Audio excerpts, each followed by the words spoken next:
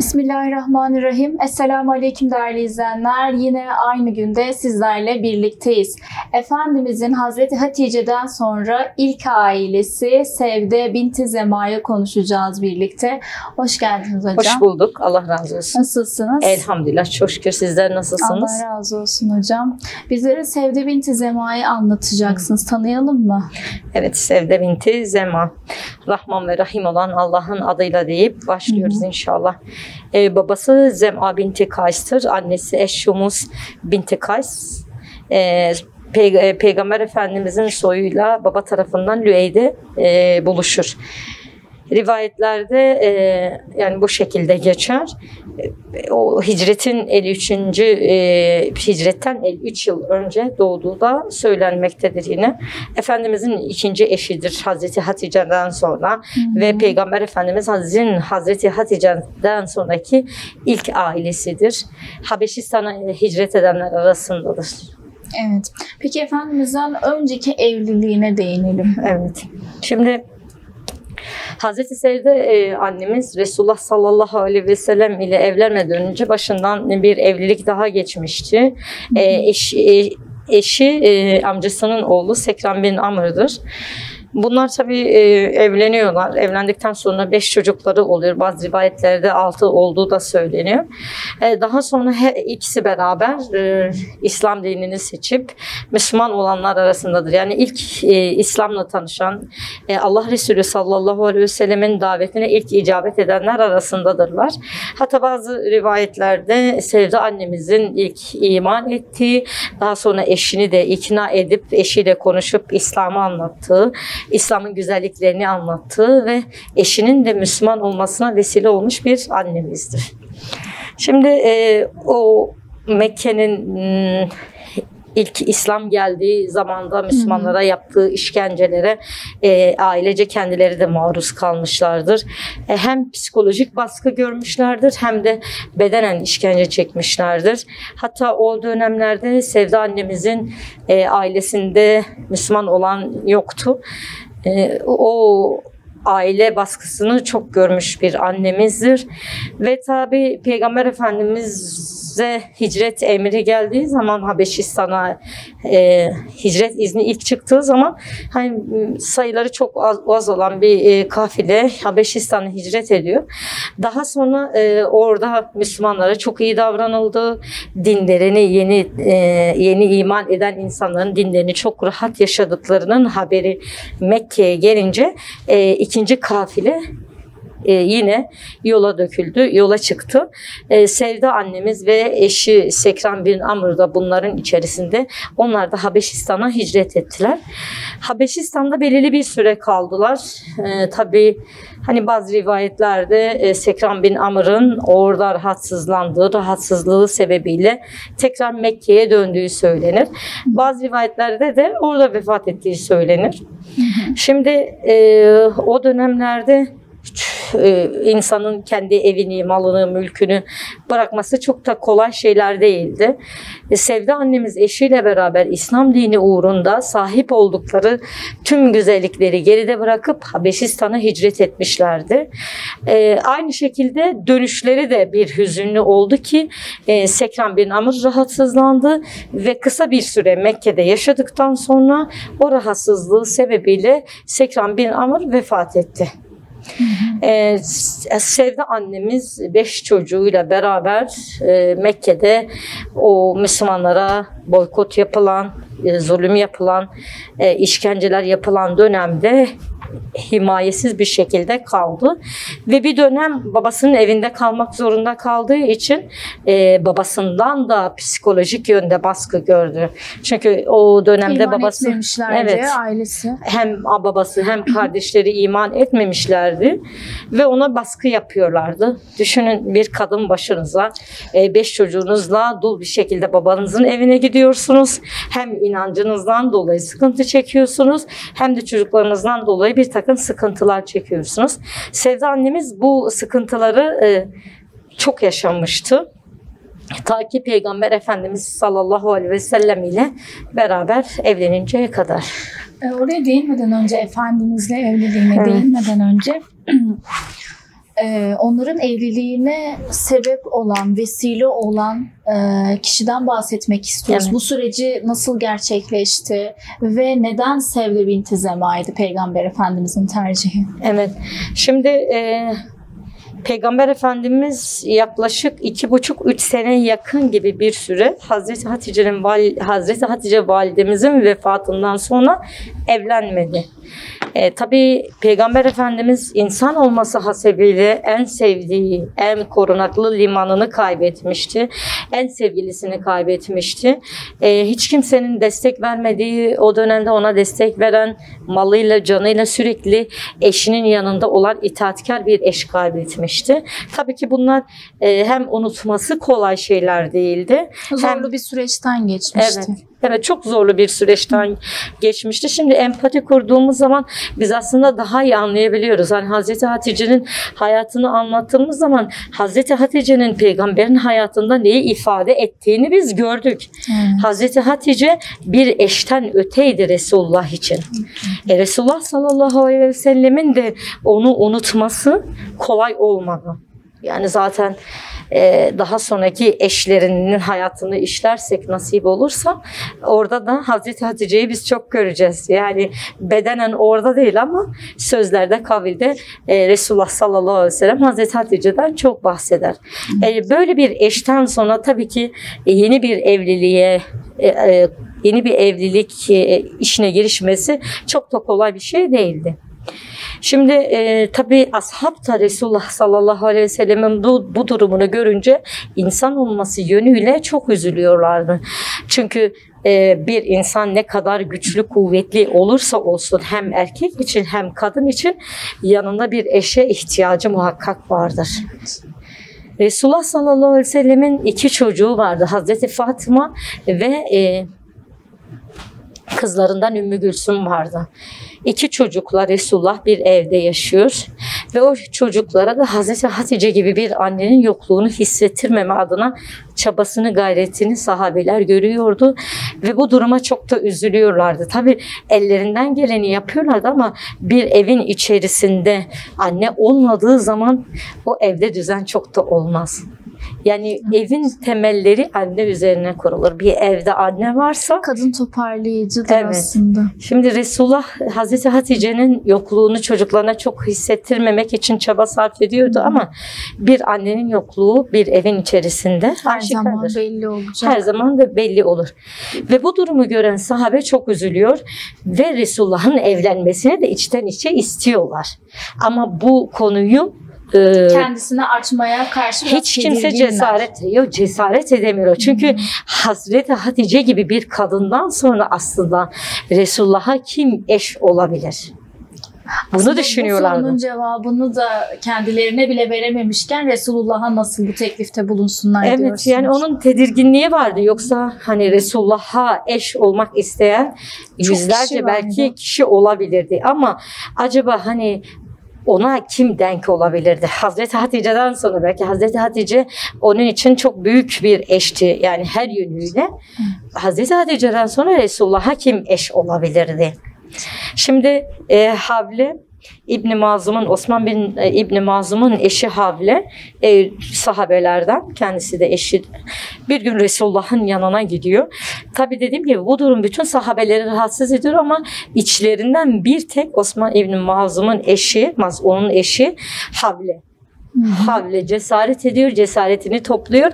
Resulullah'ın hanesine gidiyor. Tabii konuyu nereden açacağını da bilmiyor ama biraz yapıyor. Yolunu bulmaya çalışıyor. Resulullah'a selam verdikten sonra Resulullah sallallahu aleyhi ve selleme Resulullah'a diyor ki ya Resulullah diyor Hazreti Hatice'nin yokluğunu çok hissettim diyor. Çok hissettim deyince Resulullah da diyor ki nasıl hissetmeyesin ki? Hani biz de çok hissediyoruz. O çünkü benim evimin koruyup gözeteni ve çocuklarımın bakıcısı ve annesiydi diyor. Böyle söyleyince Resulullah'ın içinde bir hasretin olduğunu, yani kadına dair bir hasretin olduğunu hemen seziyor. Çünkü evi gerçekten ayakta tutan, eşine en büyük desteği olan kadındır. Aynı düşüncede iseler. Havle hemen konuya giriş yapıyor. Burada tabii anlıyor. Hemen yolunu, zeminini buluyor. Zemini de kendisi hazırlıyor. Ve hemen Resulullah sallallahu aleyhi ve selleme teklifte bulunuyor. Ya Resulullah diyor. Sevda binti Zema'yı eş olarak ister misiniz diyor. Orada 2 tane isimle gidiyor aslında. Havle'nin kafasında 2 tane isim var. Ve Hazreti Ayşe ve Sevde. Resulullah'a söyleyince işte hani aklındaki kim? Hani dul olan diyor. Hani çocuklarıyla beraber kalan Habeşistan'a hicret eden Sevde annemizden bahsediyor. Daha sonra diyor ki bir tane daha var diyor. O da senin sadık dostun ve sana ilk iman eden Ebu Bekir'in kızı Ayşe'dir diyor. Tabii o dönemlerde Hazreti Ayşe validemizin yaşı küçük olması sebebiyle ilk teklif Sevde binti Zema'ya yapılıyor. Havle hemen Resulullah'tan da onay aldıktan sonra hemen bu iş için girişimlerde bulunuyor. Peki evlilik süreçleri nasıl başlıyor? Evet. Zaten Havle o güne kadar kimsenin yapamadığı veya cesaret edemediği bir konuyu yapmış olmanın verdiği mutlulukla Sevda binti Zema annemizin evine doğru gidiyor ve konuyu Sevda binti Zema'ya açıyor. Ona diyor ki işte ben diyor yani Allah-u Teala sana öyle bir şeref verdi ki diyor şimdiye kadar belki de kimseye nasip olmamış bir şeyle geldim diyor sana. Ben diyor Resulullah sallallahu aleyhi ve selleme sana dönürlük için geldim diyor. Yani aracılık yapayım diye geldim diyor. Sevda binti Zema tabii çok mutlu oluyor. Resulullah'a eş olmak yani bunun düşüncesi bir bile. Bir muhacirin dul hanımlığından Peygamber Efendimiz'e kainatın serverine eş olma hikayesi. Tabii, hani bu teklifi duyduktan sonra kafasında çok şeyler gidip geliyordur. Hayallere hemen dalıyordur ki çok da mutlu oluyor ama bir de tedirginliği var aslında hocam. Tedirginliğin sebebi nedir? Şimdi orada zaten hemen ne kadar sevinse de bu teklife Havle'ye hemen cevap vermiyor. Evet. Havle de şey yapıyor yani tedirginliğini sorunca cevabını vermiyor. Belirli bir süre hani sessiz kaldığını Resulullah görüyor. Resulullah sallallahu aleyhi ve sellem kendisi gidip Sevda binti Zema'ya soruyor ve diyor ki hani neden diyor hani evet demiyorsun.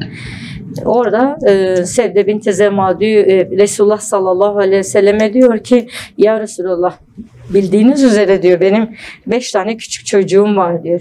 Bunların vızıldayıp seni rahatsız etmelerinden çekindiğim için diyor ben bu teklife hemen evet demedim diyor. Ne kadar hassas bir düşünce. Evet. Onda çok hassas bir düşünce var. Yani belki de ileride karakterindeki bu yönlerine de değineceğiz değil mi hocam? Evet hocam değineceğiz inşallah.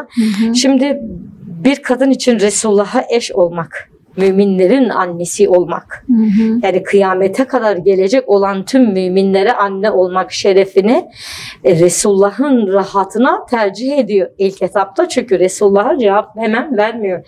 Çocuklarının kendisini rahatsız edeceğinden çekindiği için evet demediğini Resulullah'a açık bir sözlülükle kendisi söylüyor. Resulullah orada ona diyor ki Allah senin iyiliğini versin. Allah'ın rahmeti senin üzerine olsun. Allah senin iyiliğini versin diyor. Kadınların en hayırlısı diyor, kadınların hayırlıları diyor, küçük çocuklarından dolayı sıkıntı çeken kadınlardır diyor. Tabii bu müjdeyi de alan Sevda annemiz Resulullah sallallahu aleyhi ve sellem evlilik teklifini kabul ediyor. Evet. Tabii hani prosedürler var. Hani araya ailenin girmesi, aileden gidip istenmesi. Sevde binti Zema'nın babasının yanına gidiyorlar ve o babasından Sevde binti Zema'yı istiyorlar. Evet. Tabii o dönemde Sevde binti Zema'nın babası Zema ibn Kays iman etmemişti. İman etmeyen bir adam nasıl alemlerin efendisini Şimdi kendisi hem çok yaşlıydı aslında. Çok belki de şeyi yoktu. Evet. Şimdi çok da belki bilgisi yoktu. Çok yaşlıydı da ama şerefli bir insan olduğunu neticede hani kendisini peygamber olarak ilan eden bir insandı. Yani onların gözünde.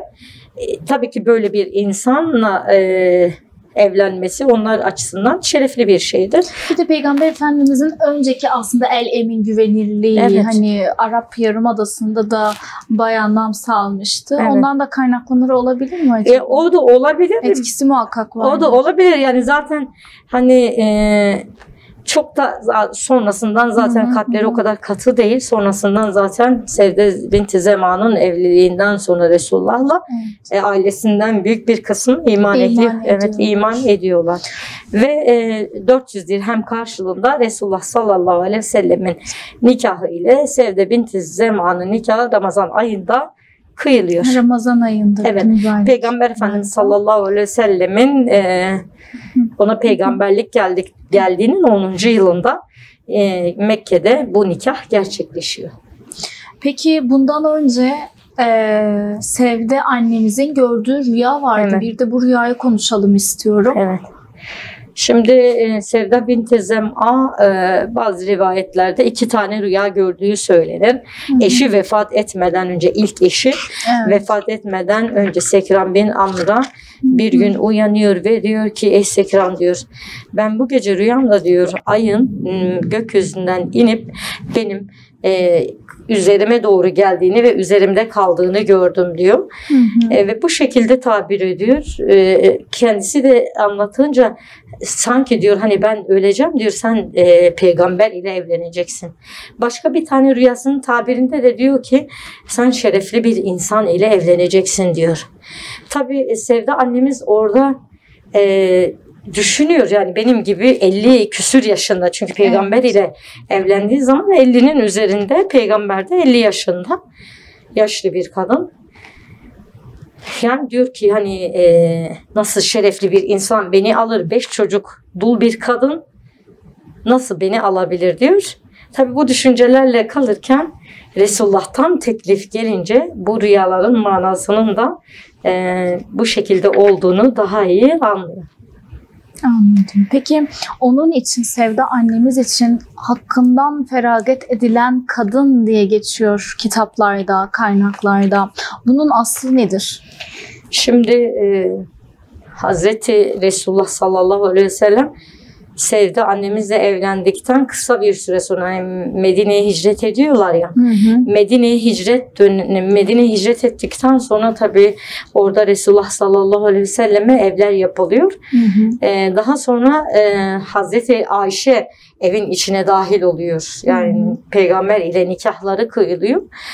Hane-i Saadet'e Hazreti Ayşe annemiz de dahil oluyor. Hazreti Ayşe annemiz çok genç, toy. Sevda annemiz sürekli onunla beraber ve ona iyi doğruyu öğreten bir annemiz. Aynı zamanda Sevda annemiz yaşı ilerlemiş olmasına rağmen Resulullah'ın ve çocukların hizmetine kendini adamış bir kadın. Şimdi Resulullah'ın o hane-i saadette kalmasının sebebi Sevda annemizin sadece ve sadece hani ben ölünce Resulullah'ın eşi olarak dirilmek istiyorum. Yani bir peygamber eşi olarak dirilmek istiyorum demesi. Şimdi diyor ki hani benim zaten dünya adına herhangi bir beklentim yoktur. Yani ben nefsi arzularım da zaten benim gitmiş. Ben diyor hani Resulullah yeter ki memnun olsun, Resulullah yeter ki sevinsin ve Hazreti Ayşe'yi de aslında o kadar çok seviyor ki Hazreti Ayşe'ye de değer veriyor ve Resulullah'ın da Hazreti Ayşe'ye olan sevgisinden dolayı kendi gününü, yani Resulullah hani her gün bir eşinin yanında kalıyor. Sevda annemiz de Resulullah'ı memnun etmek için ve Hazreti Ayşe validemize desteğinin olduğunu göstermek için kendi gününü de Hazreti Ayşe validemize veriyor. Anladım. Peki bir de mizacından bahsetmek istiyorum. İstiyoruz bahsetmenizi. Nasıl bir mizaca sahipti Sevda annemiz? Şimdi açık sözlü. Yani bunu söyleyelim, açık sözlü. Esprili.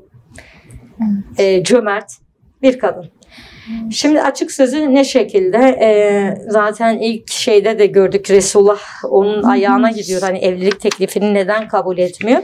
Lafı gevelemeden hemen direkt Resulullah sallallahu aleyhi ve selleme diyor ki hani ben çocuklarımdan dolayı seninle evlenmedim diyor. Yani evlilik teklifini hemen kabul etmedim diyor. Bir de bir olay daha var aslında.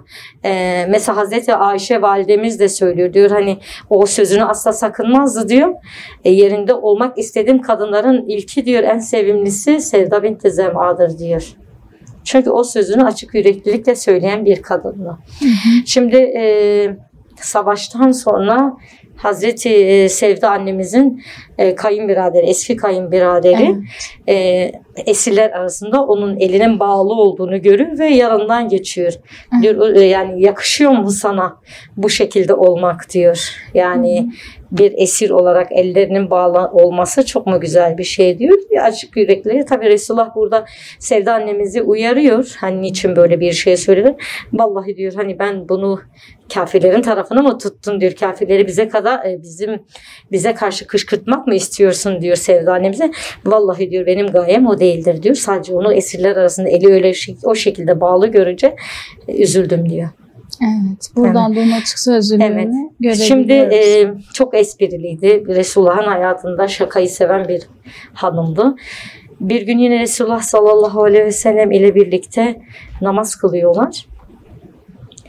Namaz kılıyor. O da Resulullah'ın arkasında. Resulullah sallallahu aleyhi ve sellem namazı uzatıyor mu bilmiyorum. Selam verdikten sonra Sevda annemiz diyor ki ya Resulullah diyor birazcık daha uzatsaydın diyor burnumdan kanlar akacaktı diyor. Burada hem Resulullah'ı güldürüyor hem kendisi de geliyor yine aynı şekilde.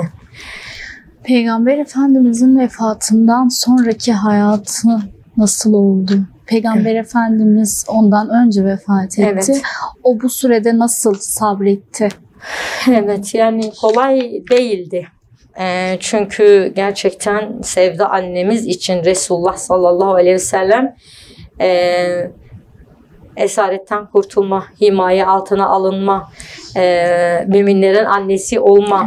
Bunun gibi birçok şerefle şereflendi aslında Sevda binti Zehma. Resulullah sallallahu aleyhi ve sellemin vefatına çok üzüldü. Çok üzüldü. Kendini ibadete adadı. Yani peygamberin vefatından sonra kaynakların çoğunda Sevda binti Zema'nın dışarıya çıkmadığı söylenir. Çünkü bir gün aslında şu olayın da belki etkisi vardır. Bir gün Resulullah sallallahu aleyhi ve sellemin eşleri Hane-i Saadet'te kendi aralarında muhabbet etmektedirler.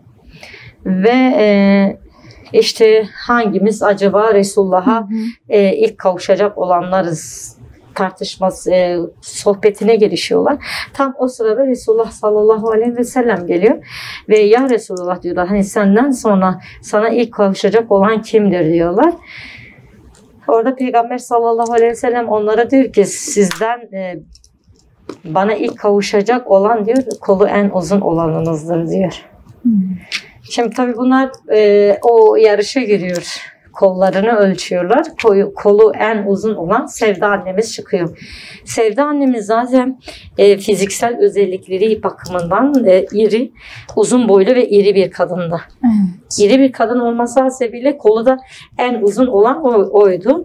Resulullah sallallahu aleyhi ve sellemin bu sözünden sonra kolu uzun olan benim ve Resulullah'a ilk kavuşacak olan da benim deyip Resulullah sallallahu aleyhi ve sellemin vefatından sonra bütün işini ibadetlere verdi. Sürekli bütün vaktini ibadetlere verdi. Kendini Allah'a adadı yani. Evet yani Resulullah'a zaten kavuşacağım. Sürem fazla kalmadı gibi düşüncelerle bütün vaktini ibadetlere verdi. Peki Efendimiz'den bizlere getirdiği şeyler nelerdi Sevda annemizin? Evet. Şimdi 4-5 tane hadis rivayet ettiği söylenir ki şimdi söylediğimiz de bu hadisten bir tanesidir. Ve bu aslında peygamberin vefatından sonra Hazreti Sevda annemiz uzun süre yaşıyor aslında. Hazreti Ömer'in halifeliğine kadar yaşıyor. Evet, halifeliğine kadar yaşıyor. Ondan sonra Resulullah sallallahu aleyhi ve sellem'in vefatından sonra ona ilk kavuşan eşlerinden Zeynep binti Cahş'tır. Bu hadisi bize getiren yine Sevda annemizdir. Şimdi o hadisi söylediğimiz zaman aslında tamamlamadık.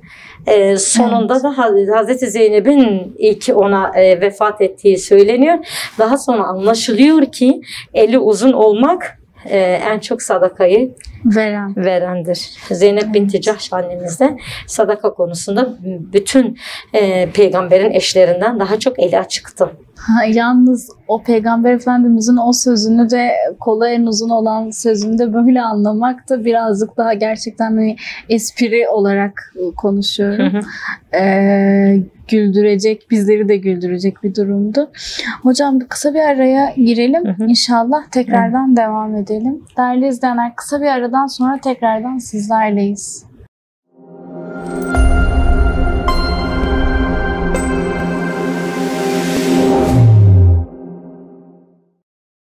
Değerli izleyenler, kısa bir aradan sonra tekrardan sizlerleyiz. Evet hocam, bir sorumuz daha.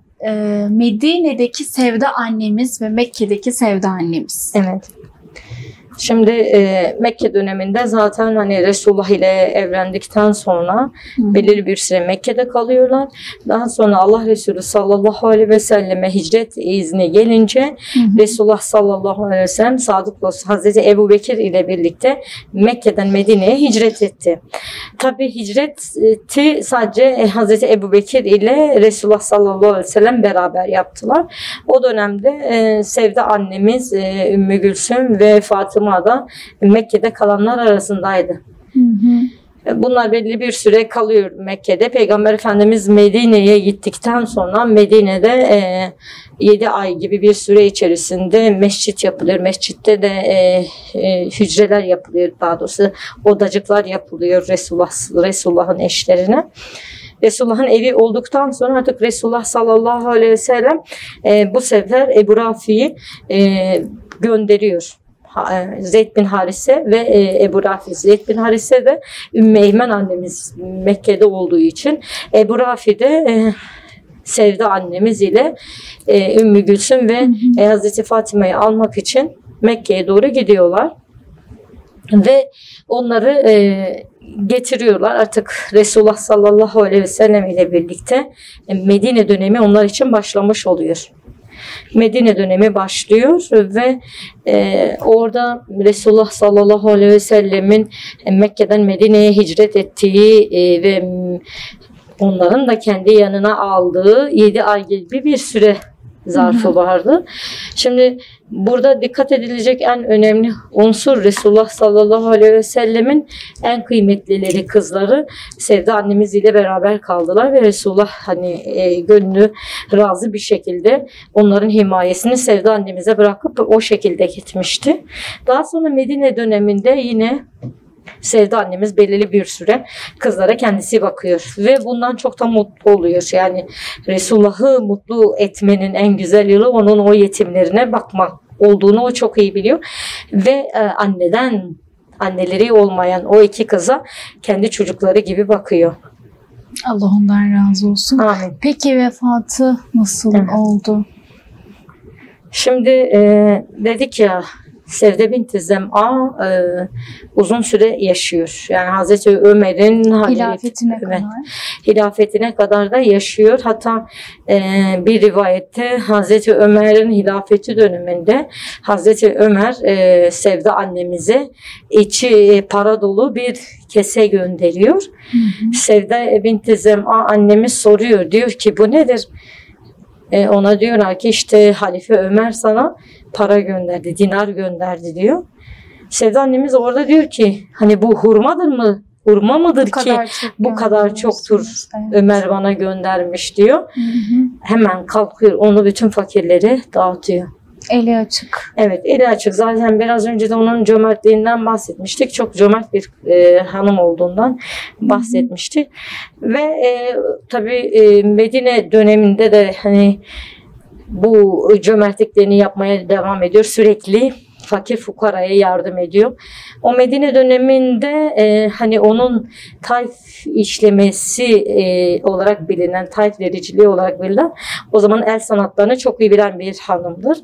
Ve yapıp gelirini de yine Allah yolunda infak ediyor. Fakirlere yardım ediyor, evlenmek isteyenlere yardım ediyor.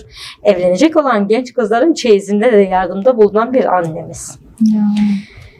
Ve Hazreti Ömer'in halifeliği döneminde vefat ediyor. Hicretten 53 yıl sonra vefat ettiği söyleniyor ve cenaze namazını da yine Hazreti Ömer kıldırdığı rivayetler arasındadır. Kendisi de Cennetül Baki'ye defnediliyor. Allah ona rahmet etsin. Amin. Bir de çıkaracağımız dersler bölümüne gelelim hocam.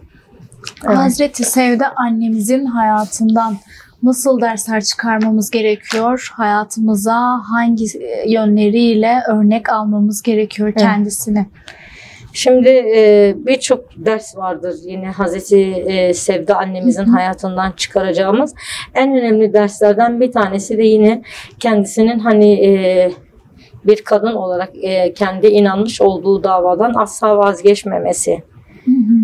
Çünkü bu uğurda en sevdiklerini kaybetmesine rağmen evini kaybediyor, muhaciret hayatı yaşıyor, eşi vefat ediyor.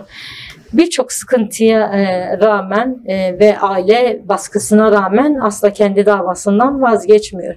Çünkü o biliyordu ki insanların Allah'a vereceği hesabı vardır. Yani o inandığı Rabbine vereceği hesabı vardır ve hiç kimsenin yerine de ne cezalandırılabilir ne hiç kimsenin günahını alabilir. Bunu iyi bilen Sevde annemiz asla imanından taviz vermedi. İmanında sabit kaldı, ailesinin psikolojik baskılarına rağmen yılmadı. Ama o ahlakı göstermiş olduğu sebatı, üstün ahlakı, Resulullah ile evlenmesinden sonraki hayatı da dahil aile efradını çok etkiledi. Hatta birçok kendi ailesinden onun evliliğinden sonra Resulullah sallallahu aleyhi ve selleme iman eden birçok insan çıktı. Şimdi burada zaten hani Resulullah sallallahu aleyhi ve sellemin evliliklerinin Allah'ın izniyle, Resulullah bunu kendisi söylüyor, benim evliliklerim Cebrail'in getirmesi ve Allah'ın emriyle olmuştur diyor. Benim ve kızlarımın evliliği diyor. Şimdi Resulullah sallallahu aleyhi ve sellem Sevda binti Zem'a ile evlenmesi, dul bir kadındı, yaşı da ileri bir yaşta olmasına rağmen tabii 50 küsür yaşlarında, Resulullah o dönemde 50 yaşlarında. Sevda binti Zem'a'yı seçmesinde birçok elbette ki hikmetler vardır. Yani belki biz hani bazılarını bilebiliriz, bazılarını bilemeyiz ki zaten onun eşleriyle evliliği tamamen Allah'ın emriyle olmuştur.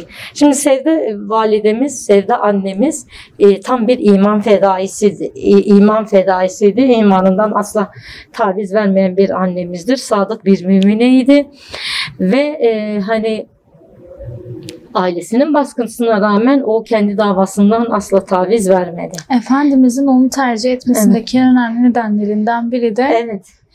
Bir nedeni bu. Bir nedeni de dul kalmıştı Sevde annemiz. 5 çocuğuyla beraber. Ben ne kadar da olsa baba evindeydi. O dönemde baba da iman etmediğinden dolayı elbette ki Sevde annemiz bazı sıkıntılar çekmişti.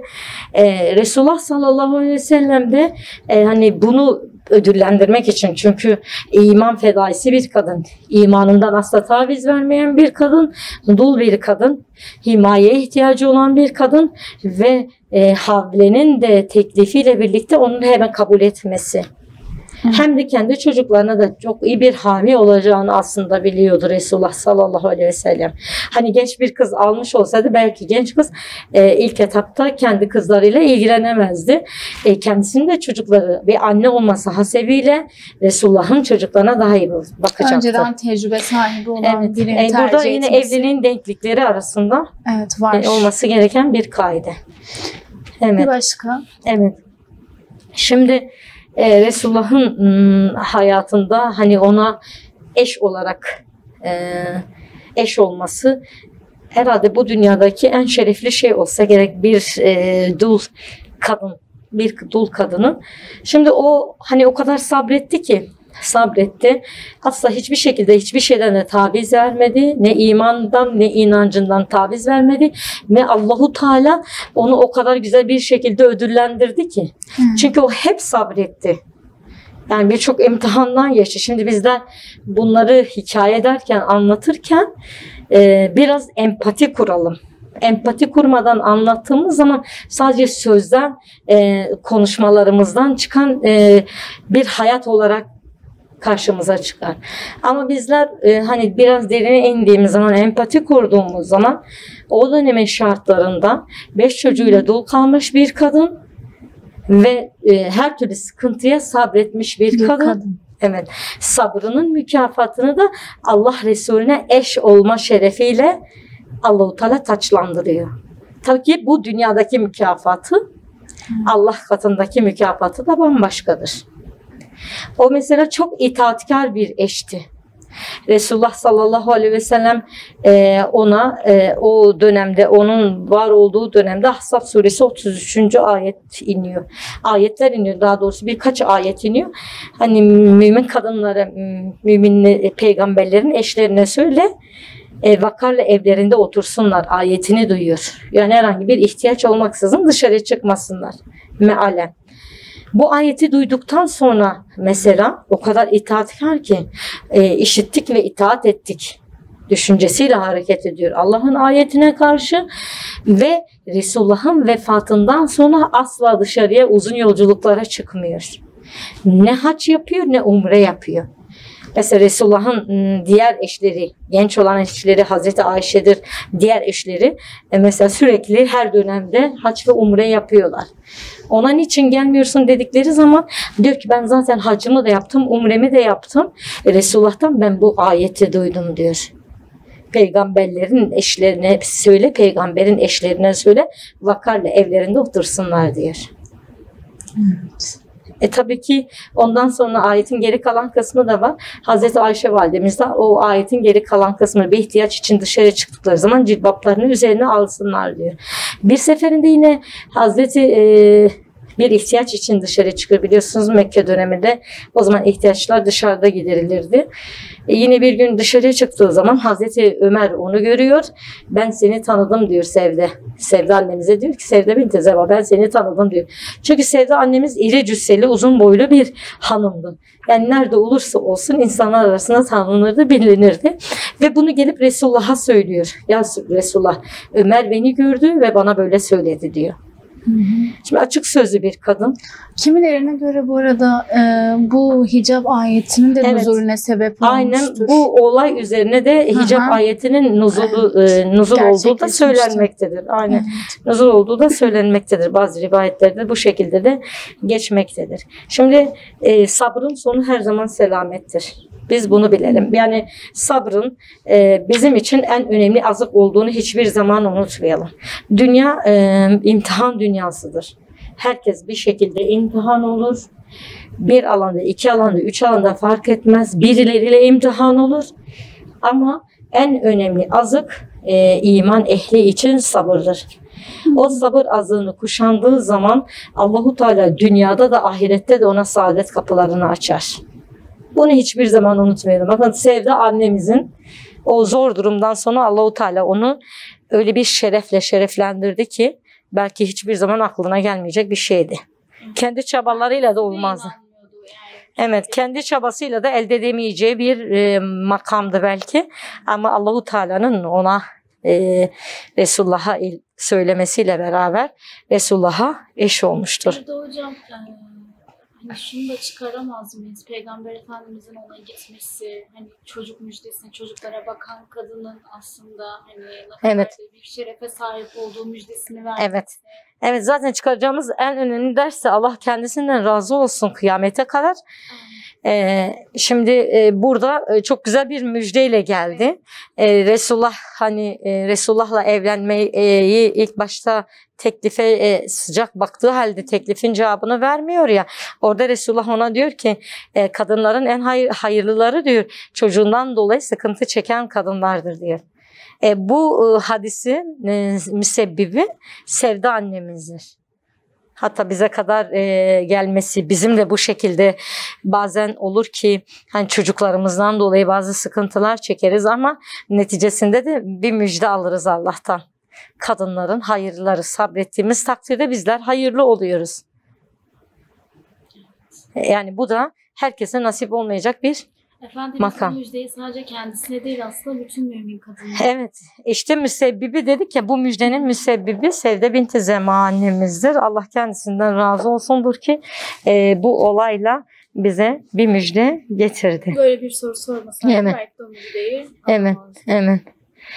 Evet, Allah'ın ayetlerine karşı onun tutumu, Allah'ın ayetlerine karşı göstermiş olduğu o itaati takdire şayandır ve bizim de aslında örnek almamız gereken en güzel yönüdür belki.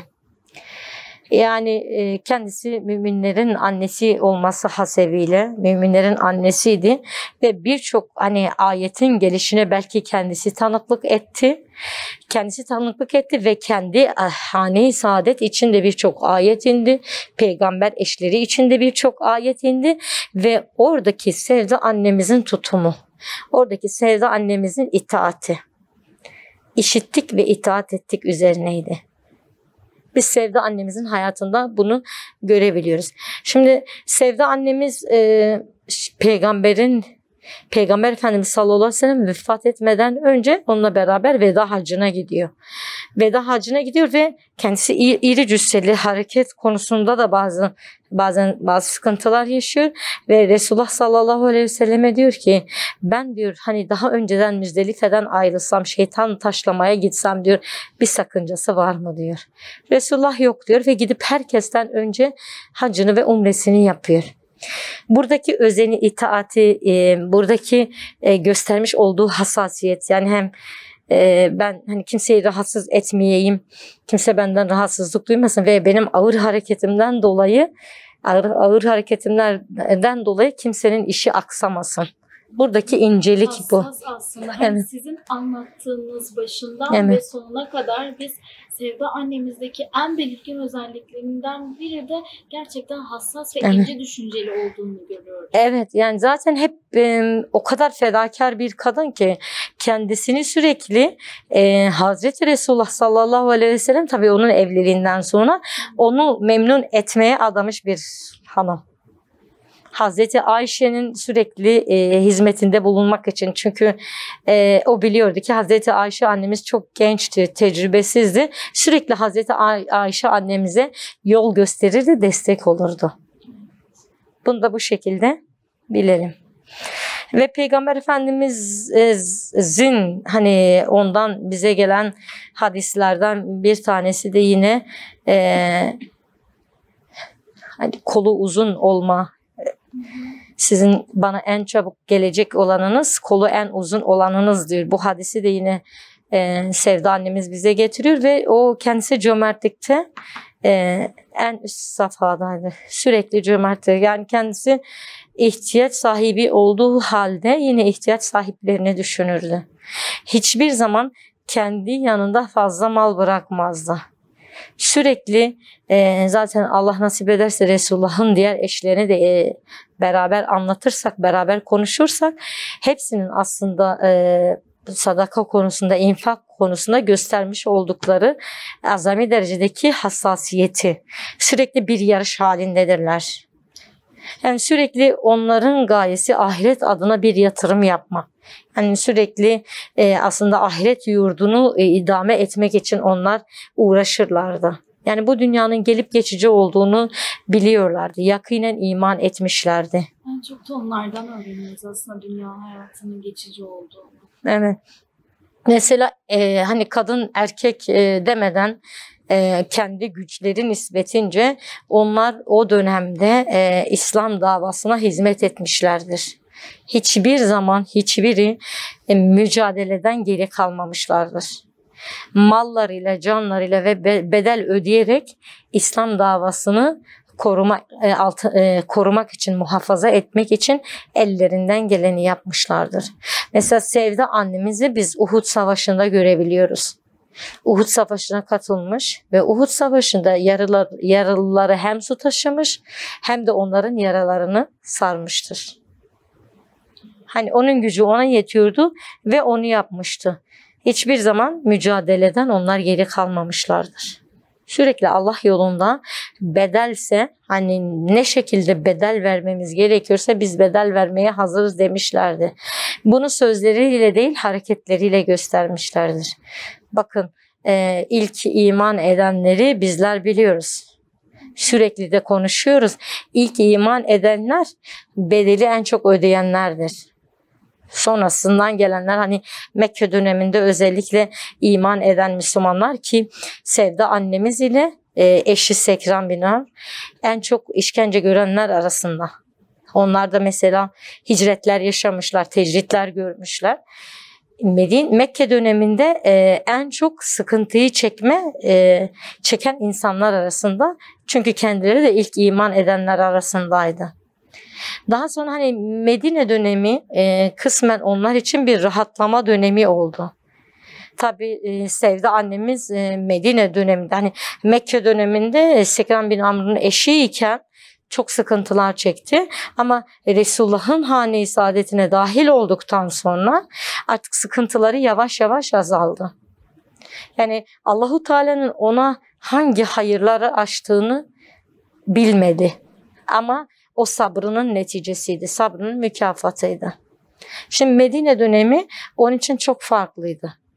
Kendisi de bunu biliyordu. Kendisi de biliyordu ve kendisi de müşahede ediyordu zaten. Artık Resulullah'ın vefatından sonra Resulullah'a en çabuk kavuşacak insan kendimdir. Yani benim düşüncesiyle artık bütün vaktini ibadete ayırdı. Şimdi aslında bu bize şunu da gösteriyor. Ölüm aslında her an arkamızdadır.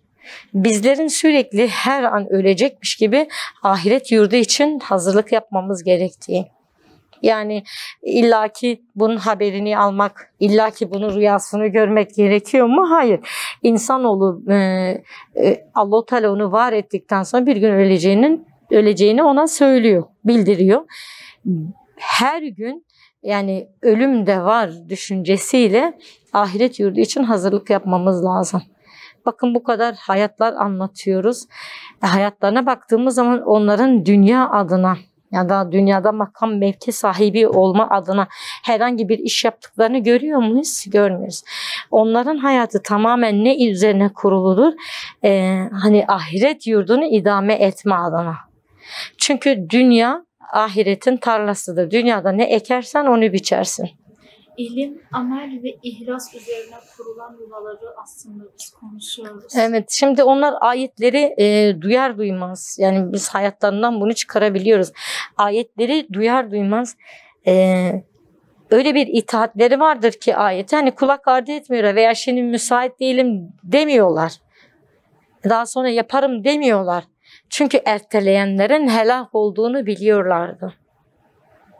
Erteleyecek olanların. Çünkü sen bir konuyu ertelediğin zaman özellikle hayırlı ameller noktasında şeytan hemen araya girer ve senin hayırlı ameller işlemeni engeller. Ne yapıyorlar bunlar? İman öncüleriyle, öncüsü olan bu insanlar hemen işittik ve itaat ettik. Hemen iman ettik diyorlar. Mesela o dönemde örtü ayetleri iniyor. Bazı sahabe hanımları eve gitmeyi bile beklemiyor. Dışarıda bazı rivayetlerde ağaç yapraklarını başlarına örtüklerini söylüyor. Hani ben gideyim eve, üstümü başımı müsait yapayım ya da gideyim şunu alayım, bunu alayım düşüncesine zaten kapılmıyorlar. Aslında bu da bizim için çok büyük bir örnektir, derstir. Bizler her zaman duyuyoruz ama duyduklarımızı öteliyoruz. Çünkü bizim daha önceliklerimiz var. Bu şekilde olduğu zaman daha önceliklerimiz de hep dünya işleri oldu. Evet, şimdi öncelediğimiz zaman hani ki neyi öncelersek o tabii ki öne geçiyor. Şimdi o sahabe hanımları bu ayetleri duydukları zaman duydukları yerde itaat ediyorlar. Duydukları yerde hemen hayatlarına uyguluyorlar. Bakın yani bunu hani ben sonra yaparım, Hazır olunca yaparım. Biz bu tabiri mesela çok duyuyoruz. Herhangi bir mesela örtü ayetini duyuyor. Ne diyor? Ben şimdi hazır değilim. Hazır olunca örtünürüm. Ama bizler bizim öncülerimize, bizim rehberlerimize baktığımız zaman, o asr-ı saadet hanımlarına baktığımız zaman, onlar örtü ayetini duydukları zaman eve gitmeyi bile beklemediler çoğu. Hemen orada örtü ayetini duyan orada iman etti. İman etmek ne demek? Hemen onu amelinde göstermek demek. Ki kurtuluşa ermenin en büyük şartı da imandan sonra salih amel gelmektedir. Allah onlardan razı olsun. Rabbim bizlere de onlar gibi olmayı nasip etsin inşallah. Allah razı olsun sizlerden. Ecmaîn olsun hocam. Değerli izleyenler, bugünlük de bize ayrılan sürenin sonuna geldik. Yine aynı gün ve aynı saatte sizlerle olacağız inşallah. Allah'a emanet olun.